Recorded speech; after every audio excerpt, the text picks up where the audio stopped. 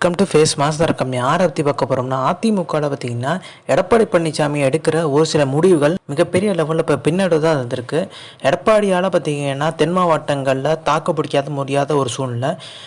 ஓபிஎஸ்க்கு பதிலாக வந்து ஆர்பி உதயகுமாரை கொண்டு வந்தார். ஆர்பி உதயகுமார் பார்த்தீங்கன்னா எந்த அளவுக்கு வந்து பெர்ஃபார்ம் பண்ணியிருக்காருன்னு பார்த்தீங்கன்னா 5 இடங்களில் டெபாசிட் போகிற அளவுக்கு பார்த்தீங்கன்னா பெர்ஃபார்ம் பண்ணியிருக்காரு. எடப்பாடி பழனிசாமி சொன்ன விஷயம் என்ன பார்த்தீங்கன்னா, இரட்டை திறமை இருக்கும்போது பார்த்தீங்கன்னா என்னால் ஜெயிக்க முடியல, சுதந்திரமாக முடிவு எடுக்க முடியல, ஒற்றை திறமைக்கு வந்து நான் பார்த்தீங்கன்னா ஜெயிச்சு காம்பேன்னு சொல்லியிருந்தாரு.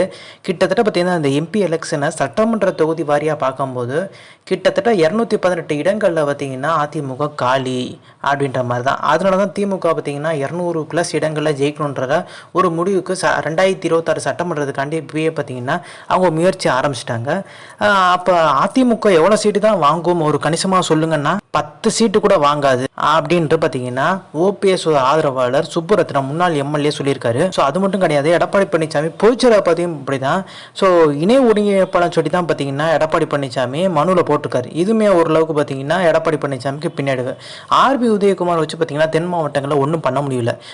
ஆர்பி உதயகுமார் பார்த்தீங்கன்னா முன்னாடி அம்மா இருந்த காலத்தில் செருப்பு இல்லாமல் தான் வருவார். ஸோ அதுவே பார்த்தீங்கன்னா செய்தியாளர் சந்திப்பப்போ எதுக்கு நீங்கள் செருப்பு போடலான்னு கேட்கும்போது இது அம்மா வாழ்கிற கோவில், அதனால தான் நான் செருப்பு போடலன்ற மாதிரி பார்த்தீங்கன்னா ஒரு பதிலை வந்து கொடுத்துருக்காரு பேட்டியில். இது பார்த்தீங்கன்னா ஜெயலலிதா அவங்க காது போக நீங்கள் ஓவர் ஆக்டிங் பண்ணுறீங்க, ஏன் முன்னாடி நார்மலாகவே போகலான்ற மாதிரி வந்து ஆர்பி உதயகுமாருக்கு சொல்லி அனுப்பினதா சொல்கிறாங்க. அதே மாதிரி வந்து ஜெயலலிதா மறைவுக்கு அப்புறம் வந்து சசிகலா தான் பூச்சலாராக வேணும், சசிகலா அம்மா தான் முதலமைச்சர் பார்த்து ஏற்றுக்கணும், ஓபிஎஸ்ன்ற ஒரு துரோகியை பார்த்தீங்கன்னா விட்டு வைக்கக்கூடாதுன்ற மாதிரி பார்த்தீங்கன்னா அவர் தான் முதல் தீர்மானம் வாசிக்கிறாரு. எங்கள் அம்மா பார்த்தீங்கன்னா நினைவிடத்தில் வாசிக்கிறாரு. ஆனால் அதே உதயகுமார் பார்த்தீங்கன்னா 2017 நம்ம தெரியும் ஓபிஎஸ் இபிஎஸ் அணி இணைஞ்சாங்கல்ல, வந்து பார்த்தீங்கன்னா ஆர்பி உதயகுமார் சொல்கிறாரு ஒரு விஸ்வாசத்துக்கு இலக்கணமே ஓபிஎஸ் தான். ஸோ அதனால பார்த்தீங்கன்னா ஓபிஎஸ் அண்ணன் பார்த்தீங்கன்னா புகழ் தட்டாரு. ஸோ மாறி மாறி பேசக்கூடிய நபர் தான் ஆர்பி உதயகுமார். ஸோ ஆர்பி உதயகுமாரை நம்பி யாருமே பார்த்தீங்கன்னா தென் மாவட்டம் சேர்ந்தவங்க யாருமே ஏற்றுக்கல. ஓபிஎஸ் இடத்துக்கு வச்சு பார்த்தீங்கன்னா ஆர்பி உதயகுமாரை பார்க்கலான்னு சொல்கிறது தான் உண்மைன்றாங்க. ஸோ எடப்பாடி பழனிசாமி பார்த்தீங்கன்னா தப்பான ஒரு சில முடிவு எடுத்துகிட்டு இருக்காரு. இப்போ வந்து ஓபிஎஸ் அணியில் இருக்கும்போது ஓபிஎஸ் அணியில் இருப்பார். எடப்பாடி பழனிசாமி முதலமைச்சர் ஆன அப்புறம் பார்த்தீங்கன்னா எடப்பாடி அணியில் போய் இணைஞ்சிட்டார். இப்போ எடப்பாடி பழனிசாமியை கூட கவுத்து விடுவார் ஆர்பி உதயகுமார். அதே மாதிரி பார்த்தீங்கன்னா ஆர்பி உதயகுமார் பார்த்தீங்கன்னா 2011 அந்த காலகட்டத்தில் தான் அமைச்சர் ஆறாரு. இப்போ சசிகலா ஓபிஎஸ்ஸை இணைக்க மாட்டேன்னு சொல்கிற ஆர்பி உதயகுமார் டிடி தினகரையும் பார்த்தீங்கன்னா 2017 புது கட்சி ஆரம்பிச்சார் பார்த்தீங்களா அமமுக.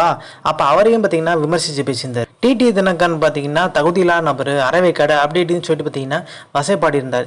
ஸோ அந்தந்த காலகட்டத்தில் பார்த்தீங்கன்னா ஆர்பி உதயகுமார் அவருக்கு சாதகமாக எதை வேணும், அவருக்கு ஒரு பலன் தர ஒரு விஷயம்னா அவரை போய் வந்து அவங்க அணியில் இணைஞ்சிருக்காரு. ஸோ சேம் சைட் கோல் போடுவார்ன்ற மாதிரி வந்து ஒரு விஷயம் பார்த்தீங்கன்னா சுப்பரத்னம் சொல்கிறாரு. அது மட்டும் கிடையாது, அரசியலில் இப்படி மாறி மாறி பேசுகிற இயல்பு தானேன்னு சொல்லிட்டு கேட்பீங்க. அது கூட்டணி கட்சி இப்படி பண்ணுவாங்க. கூட்டணி இந்த கூட்டணி போகும்போது இப்போ ஏதாச்சும் ஒரு கட்சி இருக்குன்னா திமுக கூட்டணிக்கு போய் போகிறாங்கன்னா அதிமுகவை வறுத்தெடுப்பாங்க, அதிமுக போகிறோன்னா திமுக வறுத்தெடுப்பாங்க. கூட்டணி கட்சி வேற. ஆனால் கட்சிக்குள்ளேயே பார்த்தீங்கன்னா அணிகளாக மாறி இருக்காங்களா, அவங்கக்குள்ளே பார்த்தீங்கன்னா ஆர்பி உதயகுமார் இந்த மாதிரி தான் பார்த்தீங்கன்னா செயல்பட்டுருக்காரு. ஸோ சசிகலா வந்து ஓபிஎஸ்ஐ இணைக்க மாட்டேன்ற மாதிரி வந்து அவங்க கட்சியிலே இல்லை அப்படின்ற மாதிரி சொல்லியிருக்காரு. ஆனால் ஆர்பி உதயகுமார் பார்த்தீங்கன்னா எம்எல்ஏ சீட்டு இதெல்லாம் வாங்கினது சசிகலா தயவுனால தான். சசிகலா தயவுனால தான் பார்த்தீங்கன்னா அமைச்சராகவே உட்காந்தார். அதனாலவே பார்த்தீங்கன்னா அவருக்கு கூட இருக்கவங்கள ஒரு சில பேர் பார்த்தீங்கன்னா வந்துடுறாங்க ஓபிஎஸ் அணிக்கு. இப்போ நம்மளுக்கு தெரியும் ஐயப்பன் எம்எல்ஏ அவர் வந்து ஆர்பி உதயகுமார் ஆதரவாளர் இருந்தார்.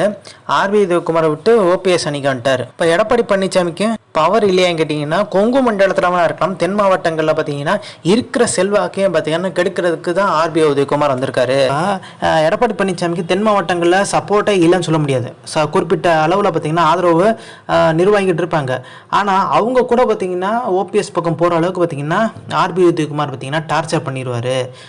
அங்கே வேறு நபருக்குள்ள சீனியர் இப்போ எதிர்கட்சி துணைத் தலைவராக பார்த்தீங்கன்னா ஆர்பி உதயகுமார் போட்டிருக்காங்க. ஓபிஎஸ் இடத்துக்கு தான் வந்திருக்காரு. சீனியர்கள் நிறைய பேர் இருக்காங்க. செல்லூர் ராஜ் இருக்காரு, விவி ராஞ்சல்பா, அவங்கள கூட போட்டால் கூட பெரிய லெவலில் பார்த்தீங்கன்னா நிர்வாகிகள் போத்துட்டு போவாங்க. ஆனால் ஆர்பி உதயகுமார்னு சொல்லணுன்னா பார்த்தீங்கன்னா எல்லாருமே டென்ஷன் ஆகிறாங்க. இருக்கிற செல்வாக்கையும் வந்து ஆர்பி உதயகுமாரை காலி பண்ணிடுவான்ற மாதிரி இந்த எண்ணத்தில் தான் இருக்காங்க. அதுக்கு உதாரணமே பார்த்தீங்கன்னா ராமநாதபுரத்தில் பார்த்தீங்கன்னா எம்பி எலெக்ஷனில் ஓபிஎஸ் நிற்கும் போது ஒரு 5 டம்மி ஓபிஎஸ்களை பார்த்தீங்கன்னா தமிழ்நாடு ஃபுல்லாக தேடி பிடிச்சி கூட்டி வந்து நிற்க வச்சார். பெரிய லெவலில் அது பலன் தராட்டியும் அங்கே இருக்க மக்களே பார்த்தீங்கன்னா ஆர்பி உதயகுமாருக்கு மிகப்பெரிய எதிர்ப்பு. அதனால் ஓடியே வந்துட்டார். கிட்டத்தட்ட பார்த்தீங்கன்னா மதுரையில் மட்டும் கிடையாது, தென் மாவட்டம் ராமநாதபுரம், பரமக்குடி இந்த பக்கம்லாம் பார்த்தீங்கன்னா பெரிய லெவலில் இன்வால்மெண்ட்டாக அதிமுகவுக்கு ஃபேவராக போய் வந்து பார்த்திங்கன்னா பிரச்சாரம் கூட வந்து ஆர்பி உதயகுமார் பண்ணல. அவர் வந்து பார்த்திங்கன்னா பொறுப்பு ராமநாதபுரத்துலேயும் தேனிலையும், பட் ரெண்டுத்துலேயும் பார்த்திங்கன்னா கோட்டை விட்டார். ஆனால் பார்த்திங்கன்னா ஓபிஎஸ் இடத்துக்கு வரப்போகிறோன்றவன் தெரிஞ்சவொன்னே பார்த்திங்கன்னா வேகமாக செயல்பட்டார். நம்ம தென் மாவட்டம் நம்ம கண்ட்ரோலில் சொல்கிற மாதிரி. ஆனால் பெரிய லெவலில் பார்த்திங்கன்னா பலன் தெரியல. தேனியெல்லாம் பேசுகிறார், ஓபிஎஸ் வந்து பார்த்திங்கன்னா கட்சி விட்டுட்டோம், இனி அவரை பார்த்திங்கன்னா சின்ன கொடி பயன்படுத்தினா நாங்கள் அவர் வீட்டை முற்றுகிடுவோம் அப்படி இப்படின்னு சொல்லியிருந்தார். அதுக்கப்புறம் பார்த்திங்கன்னா புஸ்வான மாறிட்டார். பெரிய லெவலில் பார்த்திங்கன்னா தேனியில் கூட நுழைய முடியாத ஒரு சூழ்நிலை தான் உருவாயிருச்சு. கிட்டத்தட்ட பார்த்திங்கன்னா 7 இடங்களை டெபாசிட் காலி. அதில் 5 இடங்களை பார்த்திங்கன்னா தென் மாவட்டங்கள். கட்சி பார்த்திங்கன்னா அழிவு பாதைக்கு போகிறது நல்லாவே தெரியுது.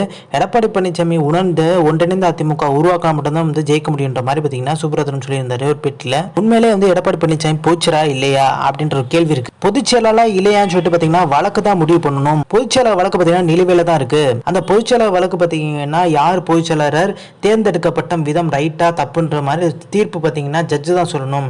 அது வந்து பார்த்தீங்கன்னா கிட்டத்தட்ட வந்து முடிவு ஆகலை. இன்னும் இணை ஒருங்கிணைப்பாளர் தான் தொடர்கிறாரான்னு கேட்டிங்கன்னா கிட்டத்தட்ட அப்படிதான். நிர்வாகிகள்லாம் பார்த்தீங்கன்னா அவருக்கு ஆதரவு இருக்கால தான் எல்லாரும் போய்ச்சலான்னு சொல்லிட்டு பார்த்தீங்கன்னா டிவியில் எல்லாம் போட்டிருக்கதா சொல்கிறாங்க.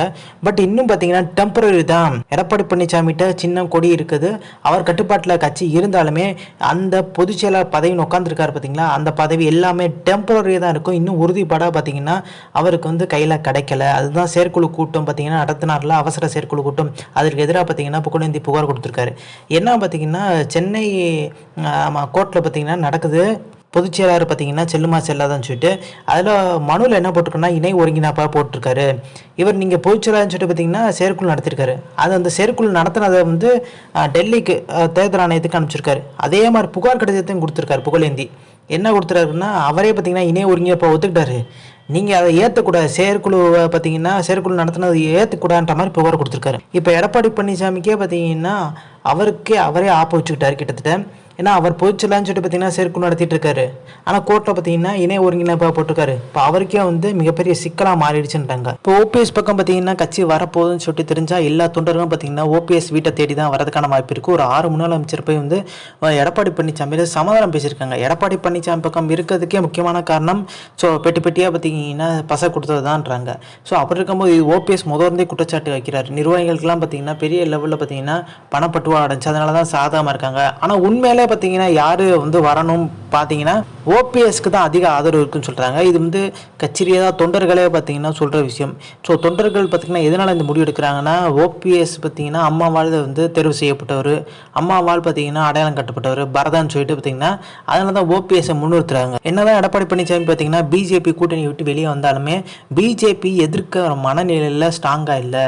மோடி அமித்ஷாவுன்னு பெரிய லெவலில் அட்டாக் பண்ணி பேசலைன்ற ஒரு குற்றச்சாட்டை பார்த்தீங்கன்னா அதிமுகவிலே நிலையுது. இப்போ அண்ணாமலை பார்த்தீங்கன்னா பெரிய லெவலில் பார்த்தீங்கன்னா எடப்பாடி பழனிசாமியை அட்டாக் பண்ணி பேசியிருந்தாலுமே அண்ணாமலை பேசுறதுன்னு பெரிய விஷயம் கிடையாது. எடப்பாடி பழனிசாமி அண்ணாமலையை தான் விமர்சித்து பேசுவார்.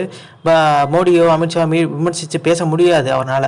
ஏன்னா வழக்கு நிலுவையில் இருக்கான எம்பி எலெக்ஷனை கூட பார்த்தீங்கன்னா அந்த எதிர்த்து பேசியிருந்தால் கண்டிப்பாக வந்து சிறுபான்மை ஓட்டு வாங்கியிருக்கலாம். ஆனால் சிறுபான்மை ஓட்டு அந்த ஓட்டெல்லாம் திமுகவுக்கு போன முக்கியமான காரணம் எடப்பாடி பழனிசாமி டெல்லியில் இருக்க பிஜேபி எதிர்க்க மாட்டார், இங்கே அண்ணாமலை மட்டும் தான் இருப்பார்ன்ற மாதிரி வந்து ஒரு எண்ணத்துக்கு வந்துட்டாங்க.